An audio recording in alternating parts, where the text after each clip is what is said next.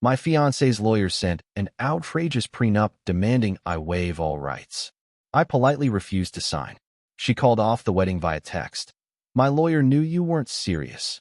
I replied, interesting. Then I sued her for all non-refundable wedding deposits I'd paid. Her lawyer was stammering, calling mine, offering to settle. I, 32M, thought I knew the woman I was about to marry. 2 months before our wedding, everything changed with a single envelope delivered to my apartment.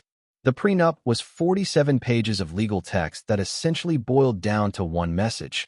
I would get nothing. Not just nothing in case of divorce. I would waive all rights to any marital assets, future earnings, property appreciation, and even my right to alimony. Meanwhile, she would retain full ownership of everything she brought into the marriage, plus half of anything I earned during it. My fiancée had inherited a substantial trust fund at 25 and owned 3 rental properties. I earned a decent living as a software engineer, but compared to her family wealth, I was middle class at best. Still, the prenup felt less like protection and more like punishment. When I called her that evening, she seemed almost annoyed that I wanted to discuss it. She told me her lawyer had drafted it, and that signing it was just a formality. Her tone suggested I was being difficult by even questioning it. I asked if we could modify some of the more extreme clauses, perhaps something that would give me basic protection if the marriage lasted over a decade, or at least allow me to keep assets I brought into the marriage. She cut me off mid-sentence and said her lawyer had been very clear that the document wasn't negotiable. That night, I couldn't sleep. This wasn't just about money. The prenup read like she expected our marriage to fail and wanted to ensure I'd be left with nothing when it did. Worse, it felt like she saw me as a potential threat to her wealth rather than a partner. The next morning, I called a family law attorney my colleague had recommended. After reviewing the document, he was blunt in his assessment. He told me he'd seen predatory prenups before, but this one was particularly one-sided. He explained that while prenups were generally enforceable, courts could invalidate them if they were unconscionably unfair or if proper procedures weren't followed. More importantly, he asked me to think about what this document said about my fiancé's view of our relationship. He suggested that anyone who truly loved their partner wouldn't ask them to sign something so completely one-sided without at least attempting to find middle ground. Over the next 2 weeks, I tried multiple times to discuss the prenup with my fiancée. Each conversation ended the same way, with her telling me that her lawyer knew what was best and that I needed to trust her judgment. She seemed genuinely confused about why I was making such a big deal about it. The breaking point came when I suggested we each have our lawyers work together to create something more balanced. She became visibly angry and asked me if I was marrying her for her money. The accusation stung because it revealed how little she understood my concerns. I wasn't trying to get rich off her inheritance. I just wanted basic fairness and protection. I decided I couldn't sign the document as written. When I told her this, she went silent for nearly a minute. Then she said I had 48 hours to reconsider before she would assume I wasn't serious about the marriage. 2 days later, my phone buzzed with a text message that changed everything. She had called off the wedding and suggested that her lawyer had been right about me not being serious about our relationship. The coldness of ending our engagement via text after 3 years together was almost as shocking as the message itself. I stared at the screen for several minutes before typing back a single word: interesting. What she didn't know was that over the past month, while she'd been pressuring me to sign her prenup, I'd been quietly documenting every wedding expense I'd personally paid for. The total was staggering, nearly $68,000. The venue deposit, catering down payment, band booking fee, photographer retainer, florist advance, and dozens of other non-refundable expenses had all come from my accounts.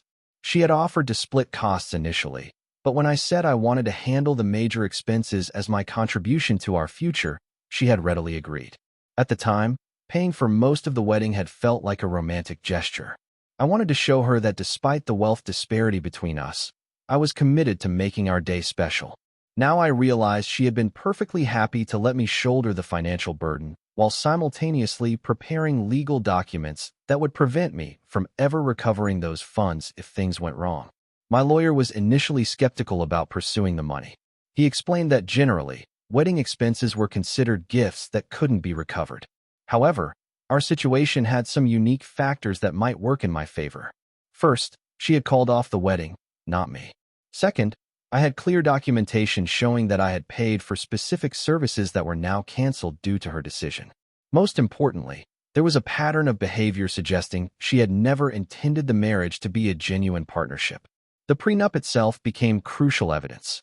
My lawyer argued that someone who truly intended to marry wouldn't simultaneously prepare such an extreme document while allowing their fiancé to pay for the entire wedding.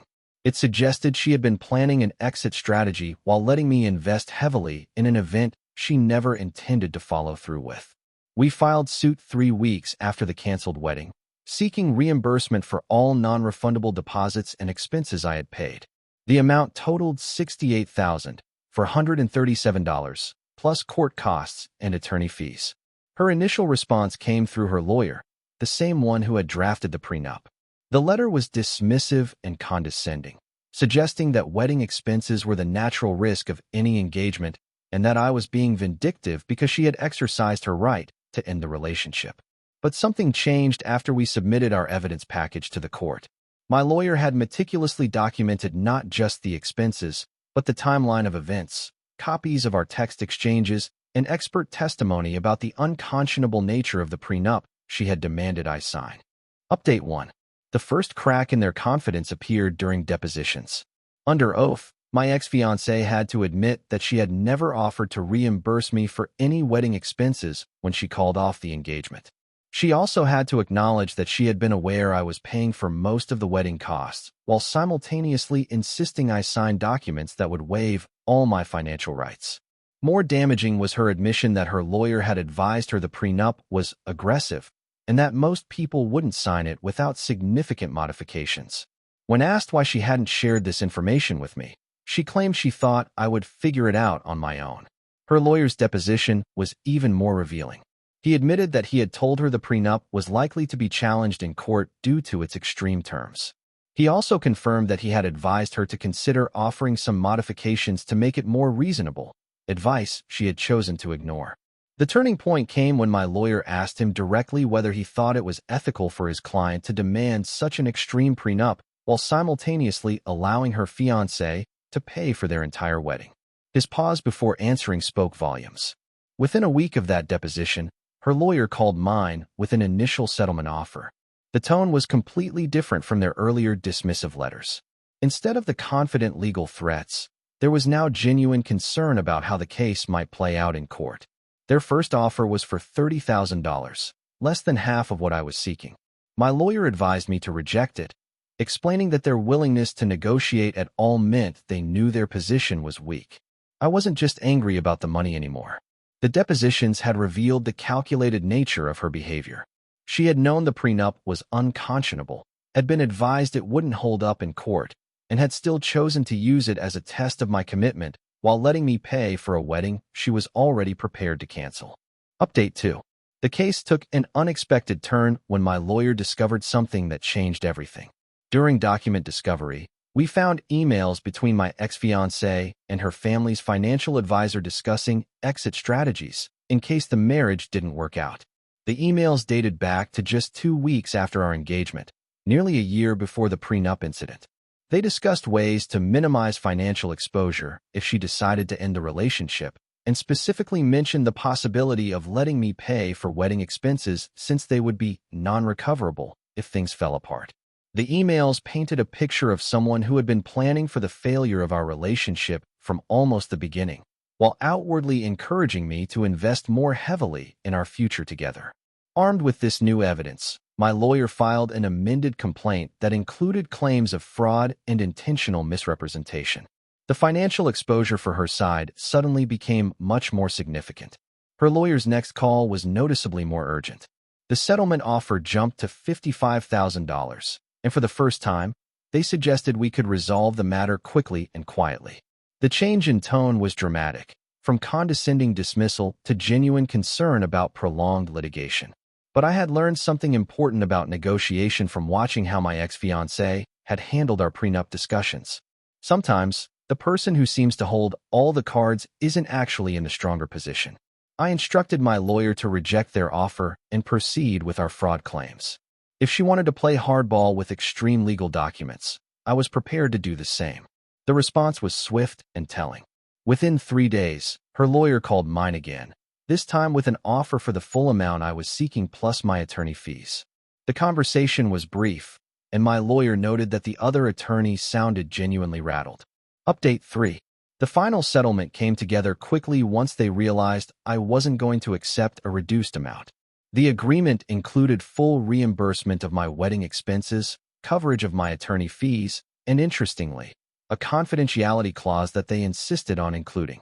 The confidentiality clause told me everything I needed to know about how damaging they thought the evidence was.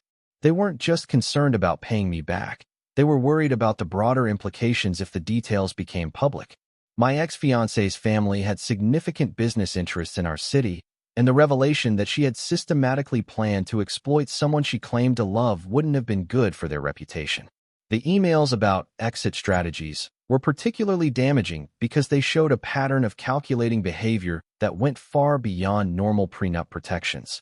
The money was transferred within a week of our agreement. $73,900. Every penny I had spent on the wedding plus my legal costs. But more than the financial recovery, I felt vindicated in my decision to refuse signing that original prenup. Looking back, I realized the prenup was never really about protecting her assets. It was a test to see how much I was willing to sacrifice for the relationship. When I failed her test by asking for basic fairness, she was ready with an exit strategy she had been developing for months. The irony wasn't lost on me. She had accused me of not being serious about the marriage, but the evidence showed she had been planning for its failure since almost the beginning. Her lawyer had been right about one thing. I wasn't serious about signing an unconscionable contract that would have left me with nothing. 6 months later, I heard through mutual friends that she was engaged again. I wondered if her new fiancé would get the same prenup and whether he would be smart enough to refuse it. I also wondered if she would learn from this experience or continue to approach relationships as potential financial liabilities to be managed. As for me, I invested the recovered money in a down payment on a house. Every month when I make my mortgage payment, I remember the lesson I learned. Sometimes the most loving thing you can do is refuse to accept treatment that falls short of basic human dignity. The whole experience taught me that legal documents, whether prenups or anything else, should reflect the values of the relationship they're meant to protect. A prenup based on mutual respect and fair protection is reasonable. A prenup designed to exploit and control is something else entirely. I never heard from her directly again, but her lawyer's stammering phone calls to mine during those final settlement negotiations told me everything I needed to know about how the whole situation had played out. Sometimes, the person who thinks they hold all the power discovers they've overplayed their hand. The wedding that never happened cost her far more than it cost me in the end. I got my money back with interest, and she learned that treating people as potential threats rather than partners has consequences that extend far beyond the courtroom.